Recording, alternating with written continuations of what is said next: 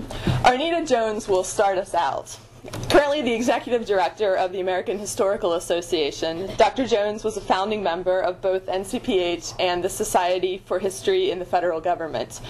She has served on the boards of both organizations, as well as the Federation of State Humanities Councils, National History Day, and the National Humanities Alliance, and the editorial board of the Public Historian. During her 10 years at AHA, and her previous 10 years as executive director of its big rival, the Organization of American Historians, Dr. Jones has led both organizations in major efforts to improve public programming in history and build better working relationships between public historians and their colleagues in the academy. She holds a PhD in history from Emory University. Let me know if you have any trouble hearing me. I'm just getting over a cold and I may not be throwing my voice as far as I would like to. We're probably speaking in the right chronological order because I want to take a step a little bit back before the National Council on Public History was founded and spend just a few minutes talking about that moment in time when it was beginning to become an idea and when public history programs were growing.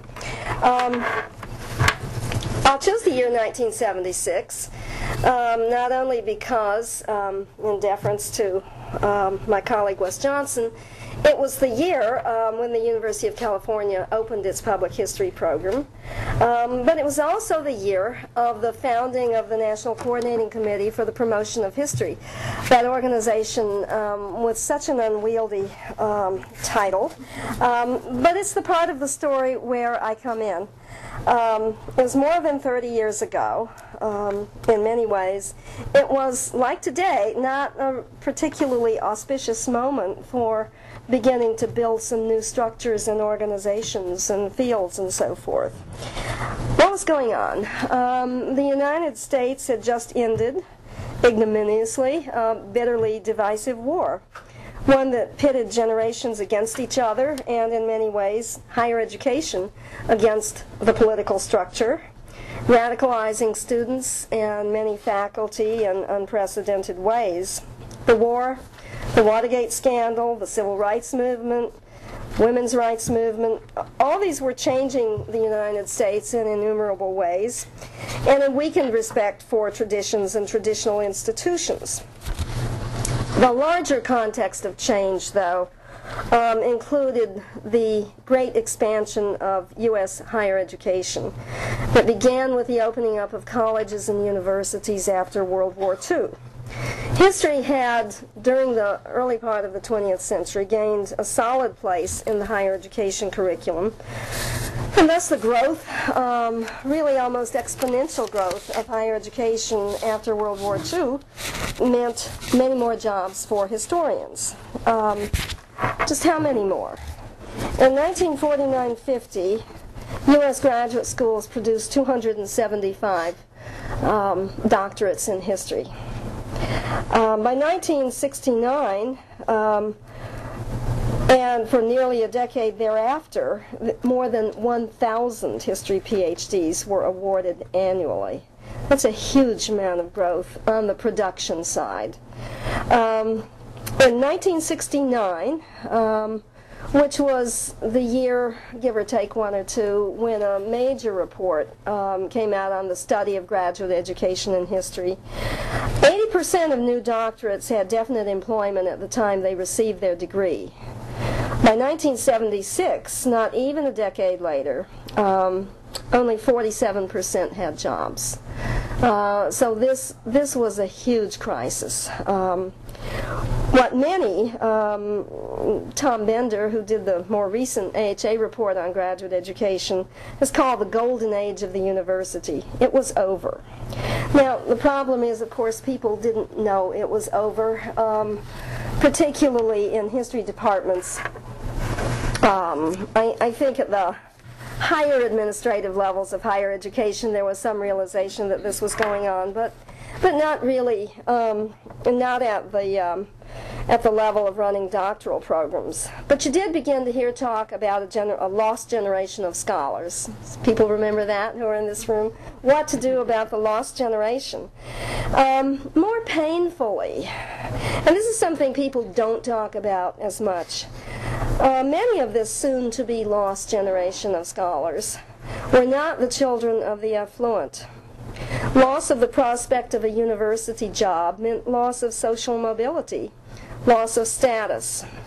Ironically, the very openness of higher education, especially graduate education, in those years of the GI Bill and beyond and this huge growth, that openness led to the greatest disappointment on the part of those for whom becoming a college professor meant a real step up in terms of their economic and social status. The professional associations in the major disciplines were hit hard. They had vigorously applauded the great expansion of doctoral education, mistakenly assuming that university education would go on expanding at the same rate far into the future, and refused to recognize, and when I say refused, take that seriously. I mean, the level of denial out there was huge. The job crunch, the job crisis, even using the word crisis meant that it wasn't a permanent situation. But in fact, it was a permanent change. They chose to overlook the end of the baby boom going through the educational system. How was that going to be changed? But the professional associations were expected to do something. That still happens. I still get stopped at meetings, and I get emails and letters asking why I don't do something to change or why doesn't the AHA, why can't we do this? Well, in this case, the associations decided to try.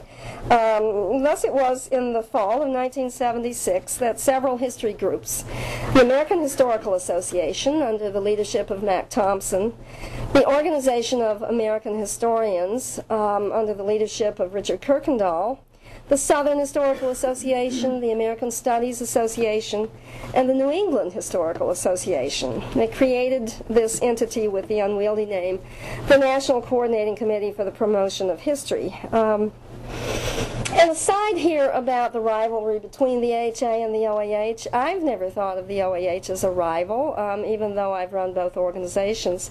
Perhaps a runaway child. The OAH broke away from the AHA in 1907. And you could, and that's a whole other presentation. But you could do the history of the historical profession as a chronicle of breakaway organizations from the AHA, which was founded in 1884, but the OAH in 1907, the archivists in the 1930s, the National Council in the 1970s, though I don't think people thought of it that way.